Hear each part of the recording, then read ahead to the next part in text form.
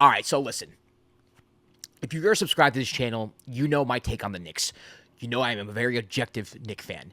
A lot of Cab fans are subscribed to this channel. You have given me props among props for being an objective Knicks fan because I admit that the Cavs are better, the Celtics are better.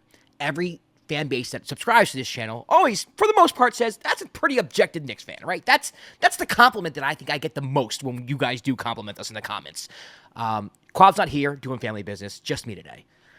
I'm telling you right now, you're going to see the fan in me in this video. There's no, like, we usually break down the game from an offensive, defensive standpoint, what these teams did. There was a lot that happened in this game that brought out the fan in me that I haven't really showed on this podcast. And just to be quite frank with you, I don't care if you guys say this is a homer pod for this episode, because you're damn freaking right it is. Kwab is not here to rein me in. The Knicks beat the Pistons 94-93. Jalen Brunson 32-11-5.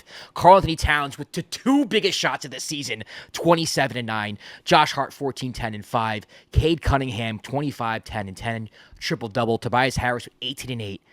And Tim Hardaway Jr. with 14. Now, if the Knicks were to lose this game, I was saying to myself, well, I can't come on to the dime and complain about the refs being bad because it's going to make me look like a sore loser, right? I'm going to have to come on to this show and I'm going to have to say, you know what? The refs are bad, but the Knicks still have to be tough, right? The Pistons were tough. The Pistons were there was no calls on Detroit's end too, and that's fair. There were.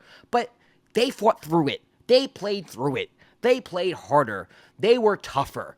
I can't come on here and complain about the referees if, you know, the Pistons are just outplaying the Knicks. I'm going to have to go onto the dime if the Knicks lose and compliment the Pistons with how well they played, how physical their defense was, how good they were on defense. That's what I'm going to have to say. I am very conscious about not being a hater. I am very conscious of how I sound being objective towards an audience because I try to be as objective as possible. What I'm about to say is not an exaggeration. That might have been the worst ref game I've ever seen in my life. The worst. And since the Knicks won, I feel better saying that because they won. Horribly officiated game. I have never seen... there's a difference. There's a difference between swallowing the whistle, letting them play, and letting teams get away with murder.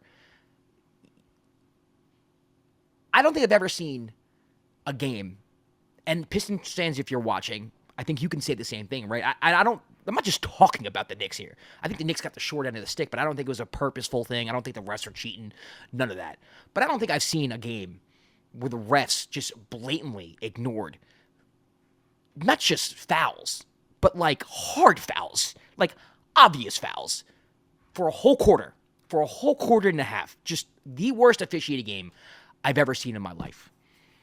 And for JB Bickerstaff to come on the court screaming at the refs after the last play of the game, begging for a no call, after everything the Knicks went through in the third quarter, is hilarious.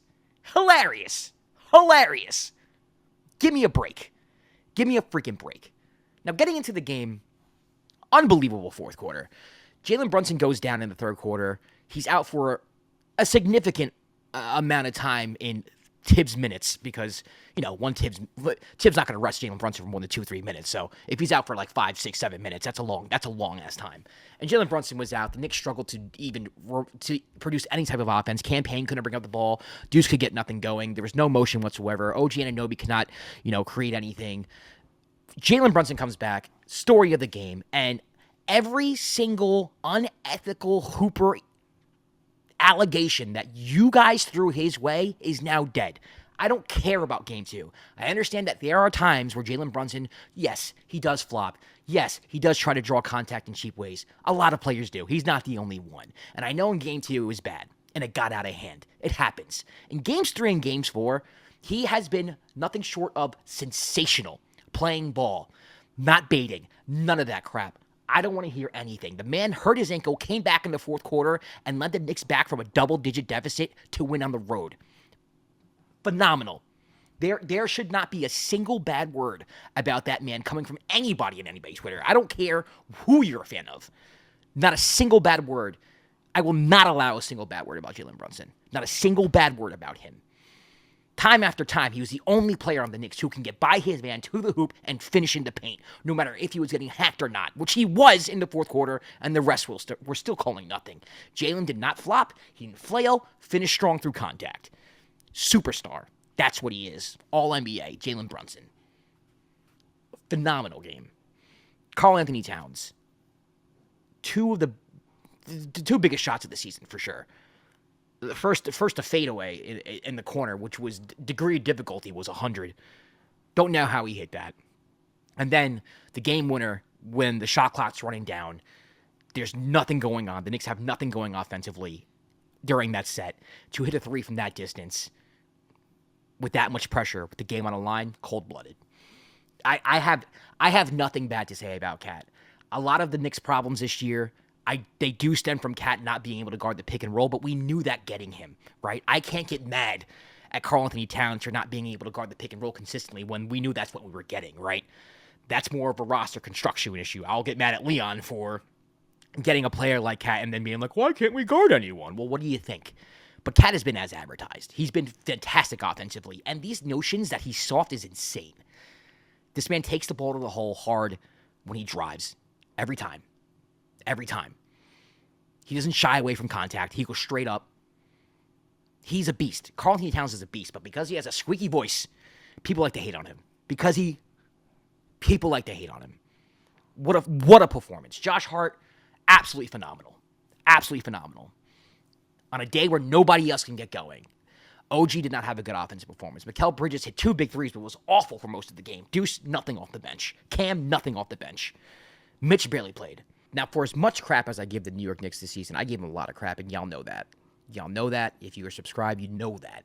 I think this team has been soft. I think they have been fugazi all year. This is not a game they would have won throughout the year.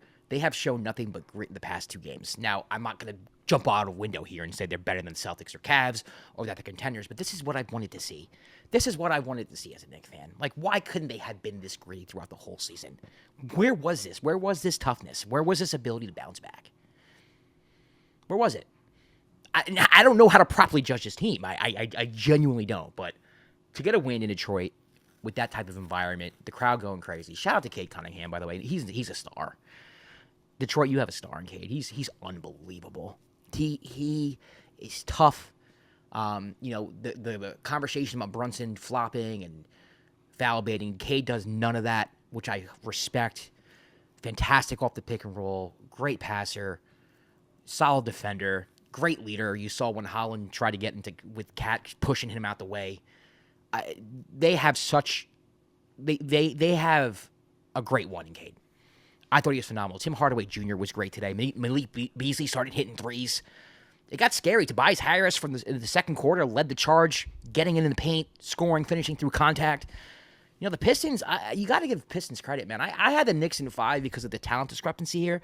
If you're being honest, the Tobias Harris, Dennis Schroeder, Malik Beasley, these are guys who are like fringe rotation players. These are players who like have been on good teams and out of rotations and in and out of rotations and fans upset with them and underperformed sometimes, and they've showed up. They showed up. You know, I just think the Knicks are more talented, but the Pistons, man, I mean, JB Bickerstaff had these guys playing hard, and it's going to be difficult. Game 5 is going to be difficult against the Pistons. But listen, like I said, not a lot of X's and O's in this one. I just, as a Knicks fan, just finished watching the most thrilling victory of our season, and you got the fan Josh today. You didn't get the objective podcaster Josh today. Maybe when Kwab comes back and we talk about the Knicks again, you're going to get that. But shout out to Jalen Brunson. Shout out to Karl-Anthony Towns. Phenomenal game. Phenomenal game from them both. I mean, there's still things that, as a Knicks fan, I'm worried about, blowing a huge lead. The bench is still terrible. But that's a discussion for another day. Listen, Kwab's not here right now. I think he'll be back for the Minnesota Timberwolves Lakers recap that we're about to do. I got to go. I have it on pause right now, so I'll go watch that and see what's going on there. But if you want, you can follow the Dime everywhere at the Dime NBA. I'm Josh Rodriguez at Josh_Rodriguez_. What a game. What a freaking game. All right, y'all. Catch you around tonight. Peace.